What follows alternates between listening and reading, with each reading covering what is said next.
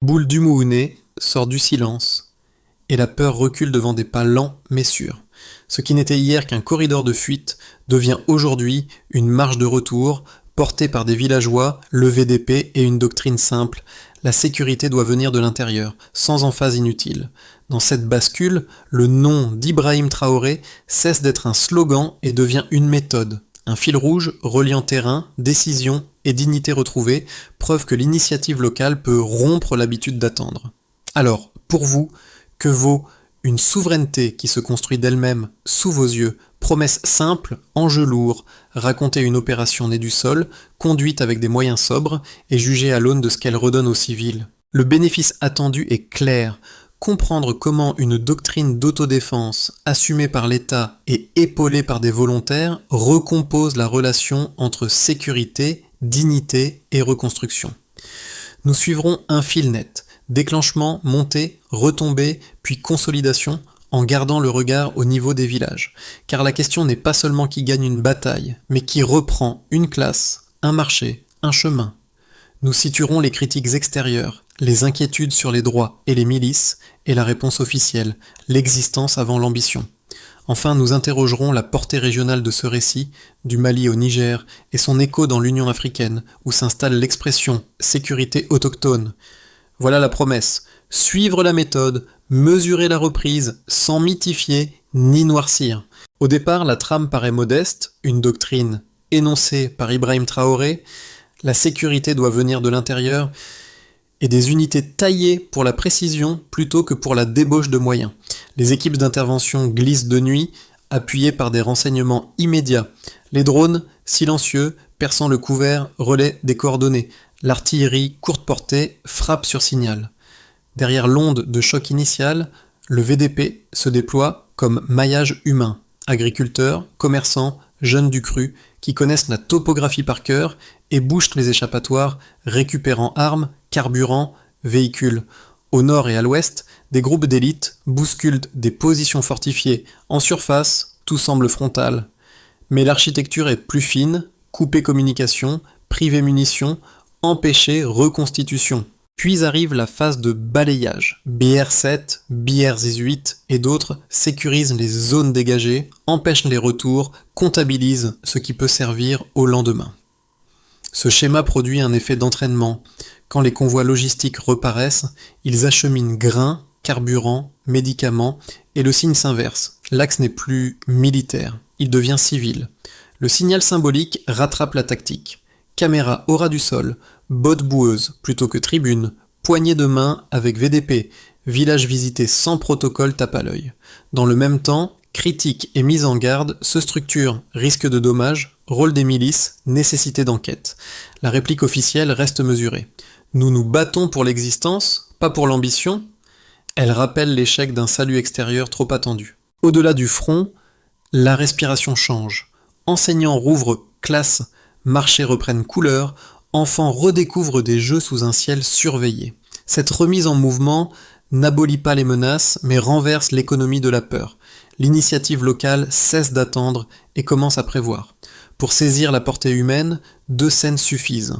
Scène 1, Bonsa. À l'aube, un groupe VDP, mélange de pères et de cadets, ferme une brèche au nord du bourg. Derrière eux, 2 instituteurs trinent des ardoises dans une salle encore poussiéreuse. Un sourire bref circule comme un code. Le soir, un grand-père s'arrête devant un mât. Quand le drapeau est revenu, Dieu ne nous avait donc pas oubliés. Scène 2, CNO. À un carrefour, des jeunes démontent un pick-up confisqué. La tôle bosselée devient pièce détachée. Un mécano trace au pinceau des bandes aux couleurs nationales sur un camion de ravitaillement remis en route. Rien d'extraordinaire à l'échelle du monde, mais décisif ici. Une économie de récupération, de débrouille méthodique où chaque vie retrouvée vaut promesse d'une semaine de plus sans rupture. Cette granularité explique l'adhésion. On ne parle pas d'abstraction, mais de trajet rendu sûr, d'une pompe réparée, d'un marché qui rebruit. Elle explique aussi la discipline. Les mêmes volontaires qui tenaient un point à midi balisent le chemin de l'école pour 6 heures et consignent, cahier à la main, les passages nocturnes suspects. Dans cette matière grise du quotidien, la doctrine garde sa clarté. Priorité à la vie civile, vitesse d'exécution, sobriété des moyens, contrôle local. Et le nom d'Ibrahim Traoré apparaît moins comme totem que comme rappel d'une ligne. Ne pas déléguer ce qui peut être fait par soi-même, et juger aux bénéfices concrets pour les habitants. Mesures concrètes, pas en phase. Le déclenchement fut d'abord une rumeur, puis un ordre clair, reprendre Boul du Mouhoun avant la saison des pluies. À l'aube du premier jour, les unités d'intervention quittèrent les périphéries de Bonsa et Séhéno, suivant un plan pensé depuis des semaines, affiné jusqu'à l'heure précise du lever du soleil. Le tempo fut staccato, presque chirurgical. Position simultanément frappée, communication coupée, couloir verrouillé. Sur le terrain, les premières heures ne dirent rien du vacarme à venir. Les drones, silencieux, guidaient les sections sur des sentiers de latérite où chaque empreinte pouvait trahir un guetteur. Les transmissions affluaient, coordonnées d'un dépôt, trajectoire d'un convoi, bribes de conversation interceptées. Le centre de commandement filtrait, transmettait, décidait. Quand la première frappe tomba, elle fut brève. 2 missiles précis, un souffle, puis le retour au silence. L'effet domino se propagea, les cages furent découvertes, les routes piégées dégagées, les stocks d'armes saisis. Derrière cette mécanique, Ibrahim Traoré suivait l'évolution heure par heure, insistant sur la discipline, ne pas confondre vitesse et précipitation, garder la hiérarchie des priorités, sauver les civils d'abord, occuper ensuite. Les volontaires VDP avançaient avec méthode, en petits groupes de 7 ou 8, balisant les zones libérées. Leur mission, simple en apparence, relevait de la survie collective, reconquérir sans détruire, reprendre sans punir. Au 3e jour, les premiers villages hissèrent le drapeau. Les habitants sortaient prudemment, observant ces soldats et paysans qui leur rendaient les puits, les écoles, les marchés. La peur n'avait pas disparu, mais elle reculait à chaque mètre gagné. Dans le ciel, la rotation des drones marquait le tempo. Au sol, les cris d'enfants redevenaient audibles. C'est là que se situa le point de bascule. La population, hier spectatrice, devint actrice. Le succès militaire se transforma en mobilisation civique. Puis vint la retombée, ni lente ni totale. Les observateurs parlaient déjà d'un tournant. Ibrahim Traoré lui rappelait que la victoire la plus durable est celle que l'on entretient chaque matin. Dans les jours qui suivirent, les unités rapides restèrent en place, non pour combattre, mais pour stabiliser, sécuriser les axes, soigner les blessés, réunir les familles dispersées. Les bataillons de reconstruction naquirent de ce moment.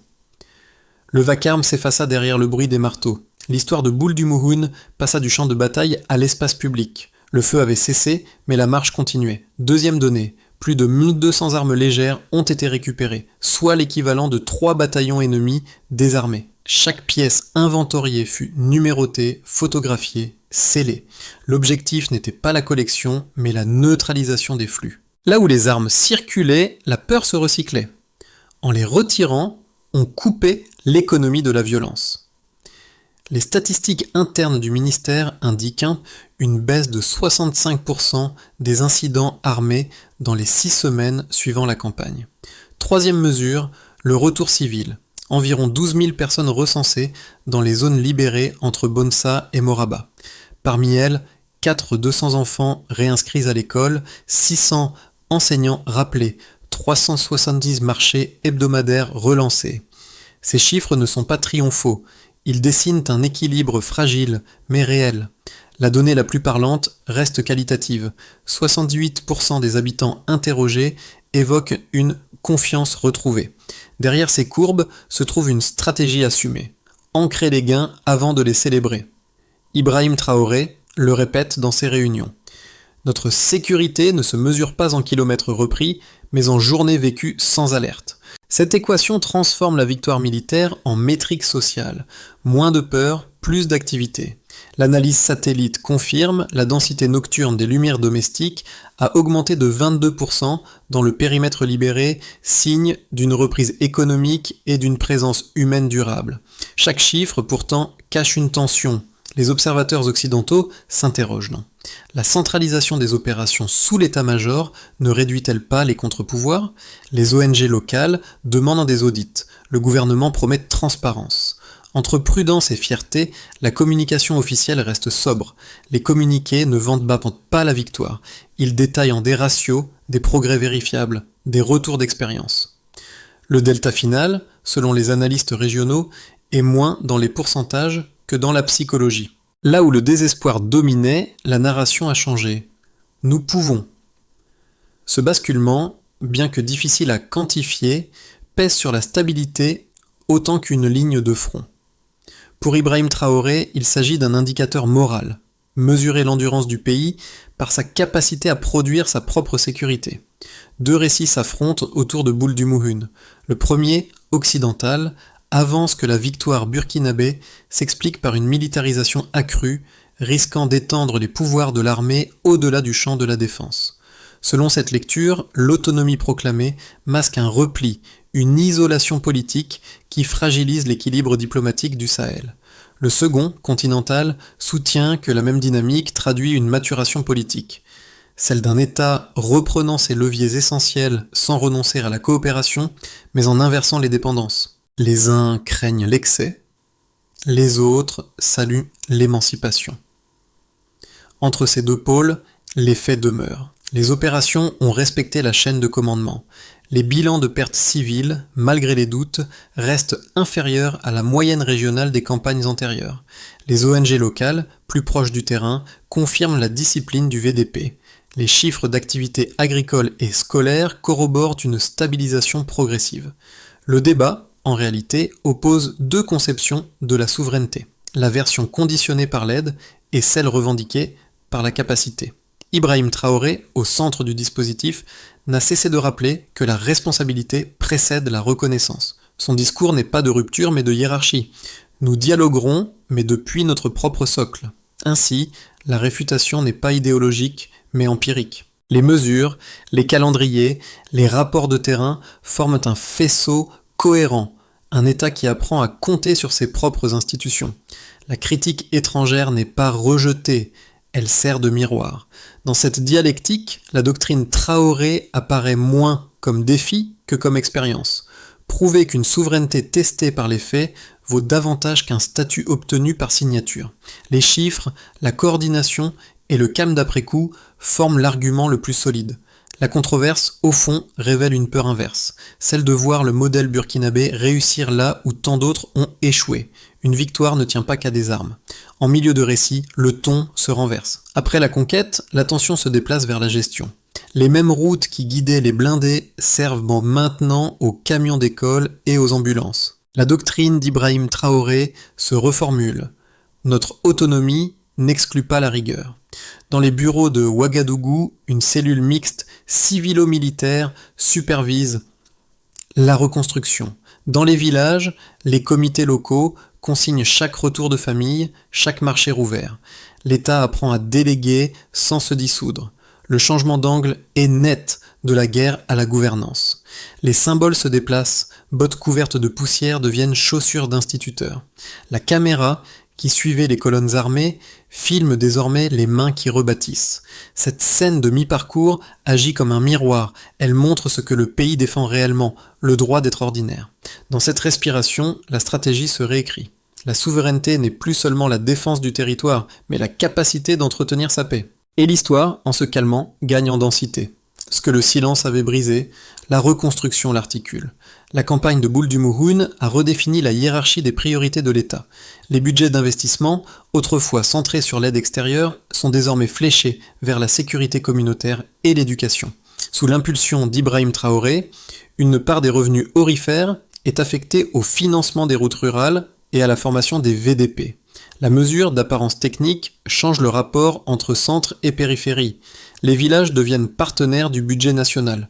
L'administration parle désormais de résilience territoriale, non de zones à risque. Les corridors rouverts font grimper le trafic routier de 37%. Le commerce du bétail reprend, les coopératives féminines relancent la transformation du mil et du karité. Les marchés hebdomadaires de Bonsa et Moraba atteignent 80% de leur niveau pré-crise. L'État a mis en place un fonds de microcrédit pour les artisans revenus des zones de conflit. Les économistes y voient un signal d'autonomisation. La reconstruction génère un PIB local plus robuste que l'aide. Ce redressement n'efface pas la précarité, mais il rompt le cercle de dépendance. Chaque jour de marché devient un indicateur de stabilité. Au Sahel, l'expérience burkinabé fait école. Le Mali et le Niger ont envoyé des délégations pour observer la coordination civilo-militaire. L'Union africaine a repris l'expression « sécurité autochtone » dans un rapport de là où certains voyaient isolement, d'autres lisent leadership. Les chancelleries occidentales ajustent leur ton, moins d'injonctions, plus de dialogue. La figure d'Ibrahim Traoré devient celle d'un chef de file d'une souveraineté expérimentale, un modèle qui se défend par ses résultats, non par ses slogans. Dans les villes, la perception de l'armée évolue. Elle n'est plus un corps distant, mais un service commun. Les jeunes se portent volontaires non pour combattre, mais pour reconstruire. Les radios locales diffusent des programmes d'éducation civique. Les artistes intègrent la doctrine de solidarité dans leurs chansons. Les discussions publiques tournent moins autour de la peur que de la participation. Cette appropriation lente crée un réflexe inédit. La sécurité devient un bien partagé. Au total, 4 niveaux, gouvernance, économie, diplomatie, société, traduisent un même basculement. Le pays cesse d'attendre la validation extérieure. Il apprend à se mesurer lui-même. Les partenaires étrangers observent, prudents. Les citoyens, eux, avancent. Et dans ce glissement, le Burkina Faso découvre que sa plus grande victoire n'est pas militaire, mais mentale, la certitude tranquille que la souveraineté peut être quotidienne. La stabilisation progresse sans emballement, les routes reprises restent sous contrôle du VDP, les forces régulières se recentrent sur la formation. Les chiffres d'activité demeurent stables, 4% de croissance, 30% de baisse des incidents sécuritaires. Ibrahim Traoré maintient la doctrine, autonomie concertée, vigilance constante. L'administration pousse la logique de reddition de comptes. Chaque ministère publie ses indicateurs trimestriels. La population, sans euphorie, s'habitue à la régularité. Le calme devient norme. Le pays entre dans un cycle vertueux. Les fonds de reconstruction génèrent un emploi local durable. Les régions périphériques obtiennent un budget participatif. Les partenariats intra-africains se multiplient. Le Mali, le Niger et le Tchad échangent leurs données de sécurité. Les organisations régionales valident le concept de sécurité issu du sol. Dans ce cas, le Burkina Faso deviendrait un pôle de savoir opérationnel, inspirant une génération d'officiers et de civils. Ibrahim Traoré transformerait la doctrine en politique publique. Ce que nous avons fait à Boul du Mouhoun, faisons-le partout, mais sans guerre. Les tensions diplomatiques se durcissent. Les bailleurs occidentaux suspendent une partie de leur aide. L'économie ralentit, les prix agricoles montent, les groupes armés tentent des incursions symboliques. La lassitude s'installe. Sans communication claire, la confiance pourrait s'éroder. Dans ce scénario, la tentation du repli intérieur menace la cohésion. Le risque majeur, que la victoire se fige en mythe et n'alimente plus l'effort collectif. Entre ces trajectoires, un fil constant. La souveraineté n'est viable que si elle se rend mesurable. Les observateurs invitent à un réalisme actif, ni triomphalisme, ni dépendance, mais maintenance quotidienne des progrès. Le futur se jouera moins sur les armes que sur la rigueur des institutions et la continuité des chiffres. Comme le répète Ibrahim Traoré, la stabilité ne se déclare pas, elle s'administre. Ce pragmatisme, s'il dure, transformera une victoire tactique en culture politique. Les images de Boul du Mouhoun ont traversé les frontières, mais leur effet dépend du regard. Pour les diasporas, ce récit agit comme miroir. Voir un État d'Afrique de l'Ouest assumer seul sa défense suscite un mélange de fierté et d'incrédulité. Les vidéos d'enfants levant le drapeau circulent dans les réseaux communautaires d'Abidjan, de Paris ou de Montréal. Elles ravivent la conversation sur la capacité du continent à s'autodéterminer. Le nom d'Ibrahim Traoré devient symbole de méthode plus que de charisme. Un dirigeant qui propose l'exemple avant le discours. Pour les analystes et diplomates, le cas burkinabé bouscule les cadres. Les modèles classiques d'assistance sont remis en question. Peut-on soutenir un pays qui prouve son autonomie ? Les débats dans les think tanks européens tournent autour d'un dilemme moral. Faut-il encourager ou surveiller ? Cette ambiguïté maintient la curiosité, voire le respect prudent. Pour la population intérieure, l'impact est intime. Les conversations quittent le registre de la peur pour celui de la responsabilité. Qui reconstruira l'école ? Qui soignera demain ? Les médias communautaires diffusent des programmes sur la discipline collective. Le mot paix se décline en gestes quotidiens, balayer, enseigner, coopérer. Et quand Ibrahim Traoré parle à la nation, il n'invoque pas la gloire, mais la constance. Deux orientations se dessinent alors, L'histoire, ainsi, n'est plus récit d'État, mais bien propriété du peuple. Sous la direction d'Ibrahim Traoré, le gouvernement adopte une charte de sécurité issue du sol. Chaque ministère y rattache des indicateurs précis, routes rouvertes, écoles fonctionnelles, corridors commerciaux actifs. Un tableau de bord trimestriel consolide ces données et fixe les priorités locales. Les volontaires pour la défense de la patrie deviennent progressivement un corps de réserve territoriale. Une loi encadre leur statut, leur rotation et leurs droits sociaux. Un fonds dédié finance leur formation et leur réinsertion après mission. L'objectif, transformer la bravoure en compétences durables. Les ministères de l'Agriculture et de la Défense coordonnent un plan commun. Irrigation, stockage, sécurité des marchés. Chaque projet est mesuré par son impact direct sur la production vivrière, plus 20% attendu en 12 mois. Un portail national de reconstruction est mis en place où figurent les indicateurs par province, infrastructure, retour civil, emploi, investissement. Les rapports mensuels sont audités par des journalistes locaux et des associations. La confiance se mesure désormais par la visibilité. Enfin, préparer la relève. Un programme d'école civilo-militaire forme jeunes officiers et cadres civils à la doctrine Traoré. L'idée, transmettre la souveraineté comme savoir-faire, non comme simple discours. Des modules sur la planification, la logistique et la résilience deviennent obligatoires dans l'administration. Cette feuille de route traduit une méthode, pérenniser ce qui fut conquis par la cohérence. Ibrahim Traoré le répète, tenir, ce n'est pas durer, c'est se renouveler sans se trahir. Ainsi, la victoire ponctuelle devient politique d'État, et la reconstruction, une compétence collective. À Boul-du-Mouhoun, la poussière est retombée, mais la trace reste vive. Ce sol, qui portait hier la peur, résonne maintenant du bruit des marteaux et des rires. Au centre du village, la vieille pompe réparée tourne encore. Chaque tour semble dire « Nous respirons de nouveau ». Ibrahim Traoré y est revenu sans cortège. Ses bottes tachées de boue rappelaient la route parcourue. Il n'a pas parlé de victoire, mais d'endurance. Ce que nous avons défendu par les armes, entretenons-le par la rigueur. Cette phrase, transmise de bouche en bouche, est devenue un refrain. Les visages filmés ne cherchaient plus la gloire, ils fixaient l'horizon. Un enseignant montrait aux enfants les drapeaux hissés, une femme rangeait des sacs de mil comme on range des promesses. La guerre s'éteignait, mais la vigilance restait, et dans cette paix neuve, un sens s'imposait. Le courage n'est plus d'un élan, c'est une méthode. Cette histoire ne se ferme pas, elle s'élargit. Boul-du-Mouhoun n'est plus seulement un lieu, mais une idée, celle d'un peuple qui a repris la main sur son propre destin. À travers les marchés reconstruits, les écoles repeintes, les champs réensemencés, le Burkina Faso montre que la souveraineté n'est pas un mot d'État, mais un travail collectif. Ibrahim Traoré l'a résumé en une phrase. Si nous ne racontons pas notre histoire, d'autres l'écriront pour nous. Cette maxime, reprise dans les radios communautaires, invite à prolonger le récit au-delà des frontières.